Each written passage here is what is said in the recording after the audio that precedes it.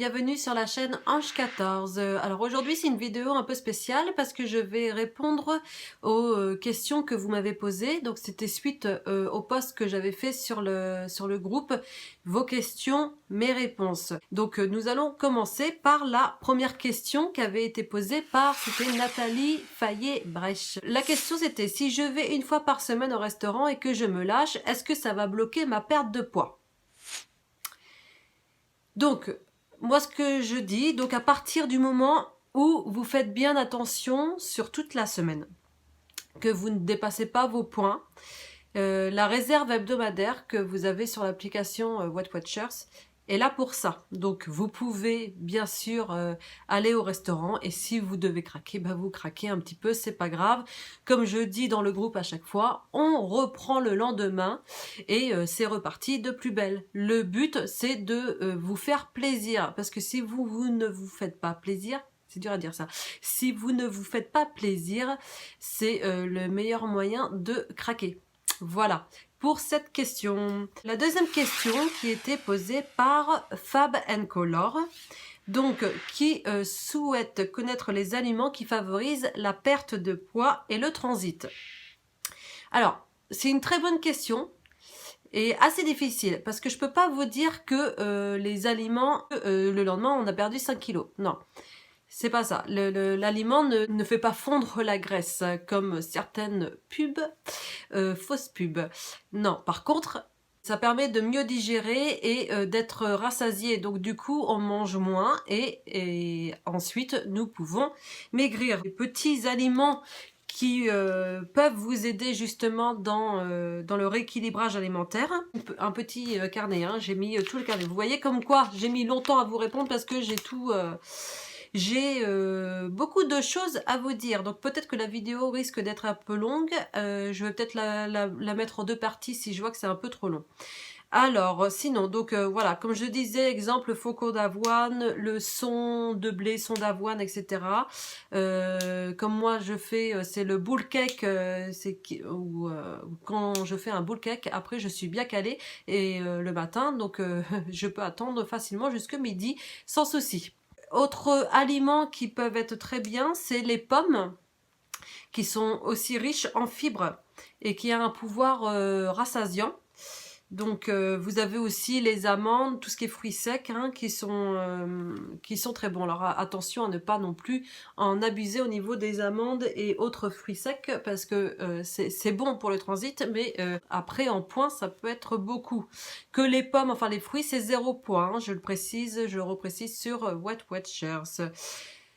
Ensuite, vous avez quoi? Comme je le disais, les poissons comme le saumon qui sont riches style en oméga 3 et qui permettent de bien digérer aussi. Donc ça apporte c'est des bons glucides, donc qui permettent d'aider au niveau de la perte de poids.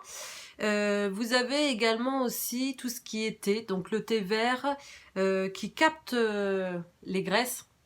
Je précise, c'est infime, hein, mais ça capte, on va dire, un peu les graisses.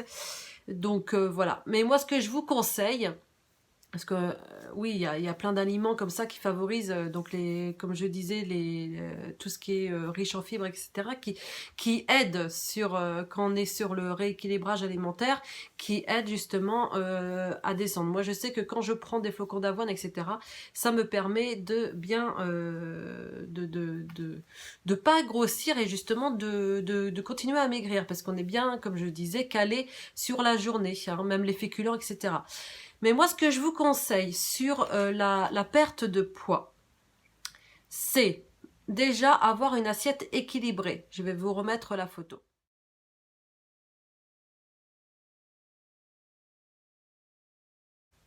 On préconise donc cette assiette, d'accord? Ensuite, il faut manger lentement, c'est-à-dire minimum, le repas doit durer 20 minutes pour que le cerveau capte qu'on a bien mangé et qu'il a pu faim ensuite. Donc il faut bien mâcher et donc bien prendre son temps en mangeant, d'accord? Si on mange trop vite, ensuite on va avoir faim assez vite, d'accord? Donc ça, c'est un précieux conseil. Pour les assiettes, évitez de mettre des assiettes trop grandes, donc pas trop grandes. Vaut mieux prendre qu'une fois, une bonne fois, mais pas se resservir. Donc moi, ce que je préconise, c'est de prendre plutôt une petite assiette qu'une grande assiette, parce qu'une petite assiette, ça fait comme si vous aviez un gros plat. D'accord. Sur Weight Watchers, il faut toujours peser. Ça, c'est très très très important. Toujours peser. 100 grammes de riz, ce n'est pas la même chose forcément que 200 grammes de riz, parce que nous pouvons doubler en points. C'est-à-dire que 100 grammes de riz, c'est 3 points, 3 SP. Et 200 grammes, bah forcément, on double le nombre de points. Donc, bien peser. Et surtout, il faut tout noter. C'est très important parce qu'on voit ce que l'on mange. Et là, on remarque que des fois, nous faisons des petites bêtises, d'accord? Les styles, les sucreries, etc. Il faut stopper ça. Si vous avez faim, comme je disais, j'ai plein de vidéos recettes qui calent très bien la faim. Regardez bien dans mes vidéos. Alors je vais vous mettre la suggestion, là le petit i là ici, avec la recette style des pancakes. Très simple à faire, facile à faire et très très rapide à faire. En 5 minutes, vous faites 7 pancakes et c'est 5 points au total. Franchement, c'est idéal et c'est très bon et ça vous cale très très bien. D'accord? Au lieu de manger des gâteaux, etc. Boire de l'eau aussi également, au moins 1,5 litre minimum. Et faire un peu de sport, ça permet de rester tonique et ferme. Nous ne voyons pas forcément sur la balance. Ce que je vous conseille, c'est de vous mesurer au niveau des centimètres, parce que ça bouge beaucoup au niveau des centimètres, ou faire des photos avant-après. Donc moi, c'est ce que je fais et je vois une réelle différence. Je vous le redis, là je suis à 13 kilos en 3 mois et demi, donc c'est très très très très bien, je trouve. Donc voilà, je vous ferai une vidéo exprès aussi pour cette perte de poids, comment j'ai fait exactement. D'accord. Voilà, donc ça c'est la deuxième question. J'espère t'avoir bien répondu, Fab. Donc la troisième question maintenant, c'est Sylvie Martial. Le poids idéal par rapport au poids de jeunesse. Peut-on espérer retrouver ce poids ou accepter plus 10 après la ménopause et grossesse, etc. Alors, on nous dit souvent qu'on ne retrouvera jamais notre poids qu'on avait quand on était jeune. Merci, ça fait plaisir. Donc ça démotive, ça. J'aime pas entendre du tout cette phrase. Mais alors franchement, pas du tout. Parce que c'est complètement faux. Et on peut retrouver notre poids. Alors je dis pas notre poids, oui, de jeunesse, c'est-à-dire de jeunesse.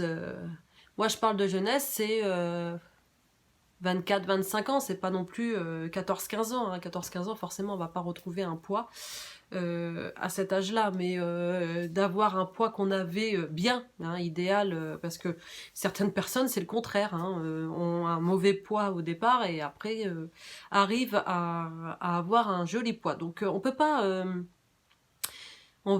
non plus s'identifier à notre poids de jeunesse. Mais si on est motivé et que on fait attention, on est obligé de perdre de toute façon. Moi, ce que je dis, la plus grosse, le plus gros frein que j'ai eu, c'était les sucreries. J'ai vu une réelle différence sur ma perte de poids. Franchement, déjà, enlever toutes les sucreries, les grignotages, c'est déjà très très important. Donc, ce que je pense, moi, il faut repérer son métabolisme. Chacun est différent. Chacun, donc voilà, par rapport à son âge, etc., nous allons perdre différemment pour chaque personne. Donc, si on est un homme, malheureusement, les femmes, les hommes perdent plus vite.